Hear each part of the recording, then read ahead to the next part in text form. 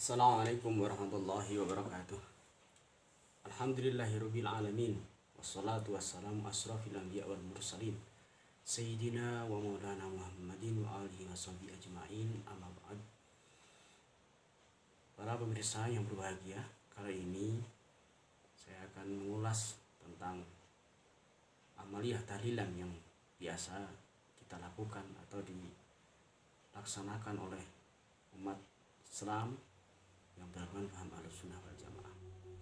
Kita tahu bahwa apa yang dibaca dalam tahlilan, rangkaian tahlilan tersebut dari mulai hamdalah, basmalah, takbir, qalqalah, surat yasin, ayat kursi, akhir surat Al-Baqarah dan lain sebagainya secara rinci, secara mandiri dari per item tersebut ada dalil masing-masing yang jelas Allah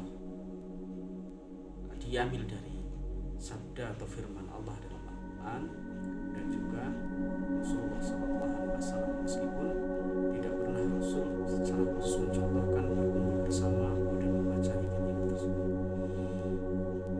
Yang kemudian perlu saya sampaikan adalah biasanya hal ini yang biasa menjadi tradisi tersebut kemudian dibaca pada saat ada orang meninggal.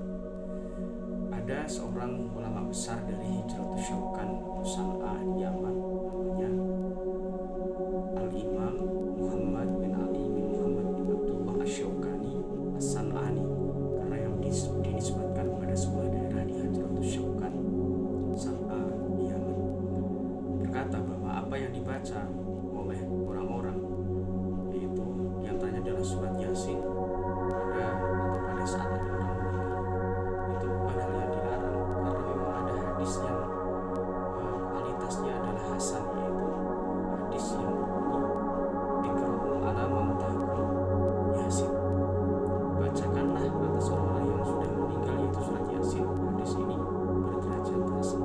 Kemudian saya akan kutip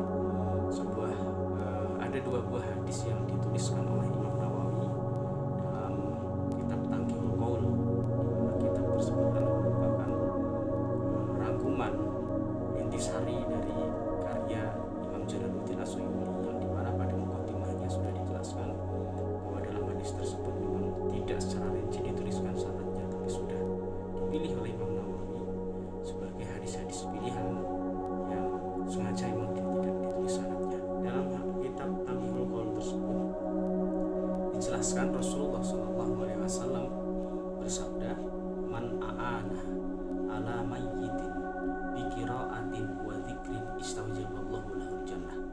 Barang siapa yang menolong atas orang yang sudah meninggal dengan qira'atin, dengan membaca ayat Al-Qur'an, wa dzikrin, dan dengan zikir, maka semoga Allah memberi ijabah kepadanya dengan memberikan surga. Kemudian ada hadis yang kedua yang diriwayatkan oleh Imam Ad-Darimi, Imam Nasa'i dari sahabat Ibnu Abbas. Kemudian ada hadis yang kedua yaitu bahwa Rasulullah pernah bersabda, tasaddaqu ala anfusikum wa ala amwatikum, bersedekahlah atas nama orang yang meninggal dari kalian, bersedekahlah atas diri kalian dan atas nama orang yang meninggal dari kalian. Wa illam taqdiru ala dzalika bi ayatin minal Qur'an min kitabillah.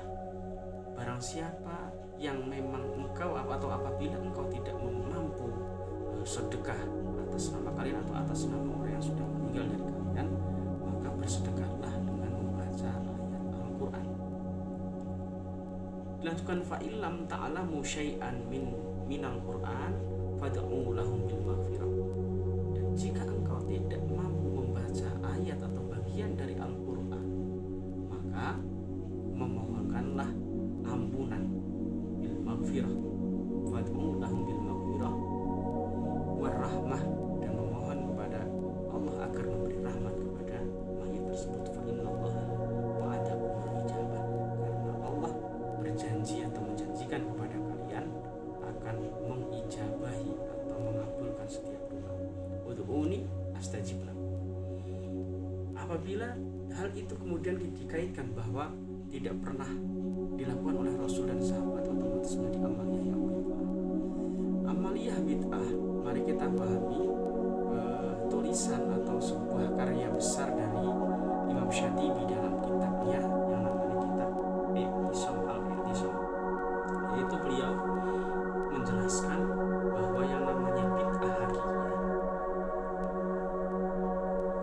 al-bid'atu innal bid'ata al-hakikiyata, sesungguhnya bid'ah yang hakikiyah, hiya allati lam yadillu 'alaiha dalilun syar'iyyun, bahwa yang dinamakan bid'ah hakiki itu adalah sebuah amal yang memang tidak ada dalil syar'inya, la min kitabin, tidak diambilkan dari ayat Al-Qur'an, la wala sunnatin, dan tidak diambilkan dari sunnah Rasulullah, wala ijma'in, dan tidak ada kesepakatan para ulama, wala kiyasin, dan tidak ada analogi dengan hukum peristiwa yang lain yang hampir sama, wala istidlalin mu'tabarin inda ahli ilmi, dan tidak ada istidlal, pengambilan dalil oleh para ahli ilmu, la fil jumlah, tidak secara global, wala fit tafsil, dan juga tidak secara rinciannya, walidzalika sumiyat bid'atan, oleh karena itu hal itulah yang baru dinamakan bid'ah. Jadi ternyata definisi bid'ah menurut ahli ilmu seperti yang dikutip oleh Imam Syatibi dalam kitabnya Al-I'tisam,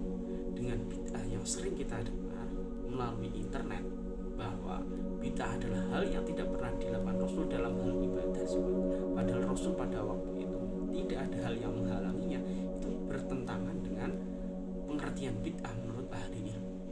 Hal itulah mungkin yang harus kita pahami, bahwa pengertian bid'ah itu bukan setiap hal yang tidak dilakukan oleh Rasul dalam hal ibadah dan Rasul tidak melakukannya. Tidak ada halangan namun tidak melakukannya. Mari kita ambil contoh sederhana saja. Bagaimana kita menghukumi khutbah Jum'ah yang ada di luar bangsa Arab, di mana khutbah merupakan rukun dari sholat Jumat tersebut. Sholat Jumat tidak bisa dikatakan sebagai sholat Jumat tanpa khutbah. Ternyata khutbah sering atau memang kenyataan bahwa dikompromikan dengan budaya-budaya yang ada di negara-negara ajam atau di luar Arab. Bagaimana kita menghukumi hal itu? Apakah kemudian kita sebut khutbahnya bid'ah kemudian tidak sah sholat Jumatnya? Maka mengetahui hukum tersebut memang harus secara rinci, tidak boleh hanya dengan kaidah sederhana saja bahwa hal tentang ibadah yang tidak pernah dilakukan oleh Rasulullah maka hal itu adalah bid'ah dan seterusnya. Bagaimana hukumnya kita membaca Al-Quran setelah sholat duhur? Kalau kemudian kita hukumi bid'ah karena Rasul belum pernah melakukan, maka selamanya kita tidak akan membaca ayat Al-Quran setelah sholat 5 waktu. Demikian, wallahul muwaffiq ila aqwamit thoriq. Assalamualaikum warahmatullahi wabarakatuh.